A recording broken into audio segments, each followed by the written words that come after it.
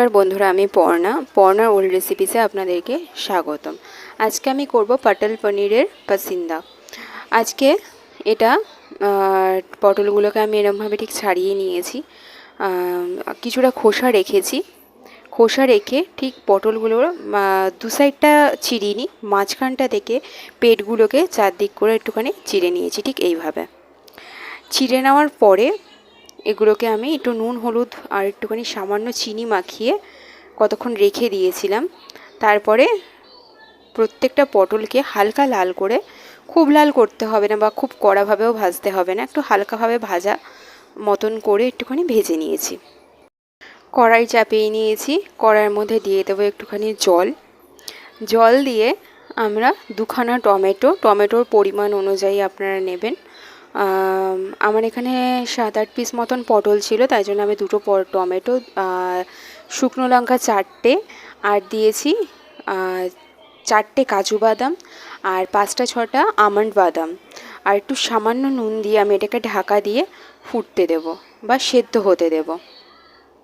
এগুলো সেদ্ধ হয়ে এসছে। সেদ্ধ হলে দেখবেন প্রত্যেকটা টমেটোর ওপর থেকে খোসাগুলো এমনিতেই হালকা হয়ে বেরিয়ে আসবে।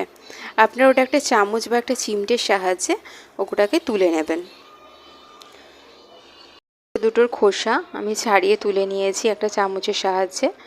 ছাড়িয়ে এবার আমি এটাকে গ্যাসের ফ্লেমটাকে আমি অফ করে দেব। অফ করে এটাকে আমি ঠান্ডা হতে দেব। আর ঠান্ডা হয়ে গেলে আমি আমন্ড বাদামের খোসাগুলোও ছাড়িয়ে নেব। ভেজে রাখা পটলটা যে ভেজেছিলাম তার সাথে সামান্য একটু কিছু তেল অ্যাড করে এর মধ্যে আমি দিয়ে দিয়েছি একটুখানি গোটা জিরে ফোড়ন, আর দিয়েছি দুটো দারচিনি আর দুটো এলাচ। ফোড়ন দিয়ে ফোড়নটা ভালোভাবে গন্ধটা বেরিয়ে এলে আমি এর মধ্যে যে মশলাটা করেছিলাম সেদ্ধ করা, সেই টমেটো, কাঁচা শুকনো লঙ্কা আর বাদামের যে পেস্টটা সেটা দিয়ে দেবো। দিয়ে এটাকে হালকা একটুখানি জল দিয়ে বাটিটা ধুয়ে এটাকে দিয়ে আমি ভালোভাবে এটাকে কিন্তু কষিয়ে নেবো যতক্ষণ না ভালোভাবে একটা সুগন্ধ বেরোচ্ছে আর তেলটা ছেড়ে বেরিয়ে আসছে, ততক্ষণ অবধি এটাকে ভালোভাবে কষাবো।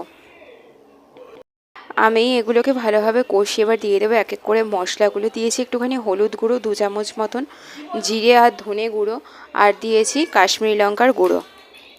দিয়ে এটাকে আবার খুব মিনিট 5 ভালোভাবে কষিয়ে নেব। কষিয়ে নেওয়ার পরে যতক্ষণ না এটা থেকে ভালোভাবে তেলটা ছেড়ে বেরিয়ে আসছে ততক্ষণ আমরা একটুখানি ওয়েট করে নেবো। আর তার মধ্যে দিয়ে দেবো একটুখানি নুন আর একটু স্বাদ মতন খুব সামান্য একটুখানি চিনি, 1/2 চামচ মতন দিলেই হয়, খুব বেশি মিষ্টির দরকার পড়ে না। এমনিতেই এটাতে একটুখানি যেহেতু বাদাম পড়েছে তার একটা টেস্ট আছে আলাদা। দেখো আমার মশলাটা খুব ভালোভাবে কষে গেছে, তেলও ছেড়ে বেরিয়ে এসেছে। আমি এরপর দিয়ে দেব ভেজে রাখা পটলগুলো। ভেজে রাখা পটলগুলো এক এক করে দিয়ে দিলাম। দিয়ে আমি এটাকে আরও 5-10 মিনিট এই মশলার সাথে ভালোভাবে মিশিয়ে এটাকে আর একটুখানি কষিয়ে নেব।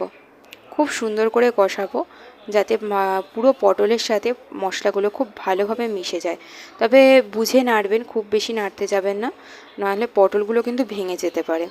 আপনারা চাইলে পটলগুলোকে এরমভাবে লম্বালম্বিভাবে না রেখে আপনারা কিন্তু হাফ করে কেটেও দিতে পারেন। এবার আমি গ্রেট করে রাখা পনিরের টুকরো, বা আপনারা চাইলে ছানাও কাটিয়ে নিতে পারেন। আমি এখানে পনির ছিল, পনিরটাকে গ্রেট করে নিয়েছি। গ্রেট করে রাখা পনিরের টুকরোটা আমি একটু মিশিয়ে নিলাম।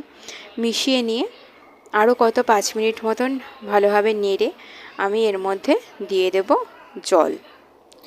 জল দিয়ে এটাকে সেদ্ধ হতে ছেড়ে দেবো। প্রত্যেকটা মশলা খুব ভালোভাবে যাতে সেদ্ধ হয় সেই জন্য সামান্য 1 কাপ মতন একটুখানি জল দিয়ে নেব। জল দিয়ে আমি এটাকে ঢাকা দিয়ে রেখে দেব। জলটা অবশ্যই গরম জল দেবেন, ঠান্ডা জল দেবেন না। ঠান্ডা জল দিলে কিন্তু এটা খুব একটা ভালো লাগবে না। দেখুন আমার কিন্তু পনির পটল পাসিন্দা কিন্তু রেডি। আর আপনাদের কেমন লাগছে রান্নাগুলো বলবেন একটুখানি। ভালো লাগলে লাইক আর সাবস্ক্রাইব করবেন, একটু বন্ধুদের সাথে শেয়ার করবেন, আর সবাই একটু পাশে থাকবেন প্লিজ, একটু সাপোর্ট করবেন। আমি এটা নামানোর আগে এটাতে দিয়ে দিয়েছি একটুখানি সামান্য মতন একটুখানি ঘি, আর একটুখানি 1/2 চামচ মতন গোটা গরম মশলার গুঁড়ো দিয়ে আমি এটাকে আবার একটুখানি মিনিট 5 মতন ভালোভাবে নেড়ে চেড়ে এটাকে গরম গরম ভাতের সাথে বা পরোটার সাথে কিন্তু এই রেসিপিটা দারুণ যাবে। আপনারা যদি কখনো না করে থাকেন একবার প্লিজ বাড়িতে করে দেখবেন। এটা কিন্তু সম্পূর্ণ নিরামিষ রান্না, এতে কিন্তু কোনো আমিষ দেওয়া নেই। কেমন লাগলো একটুখানি জানাবেন। Thank you.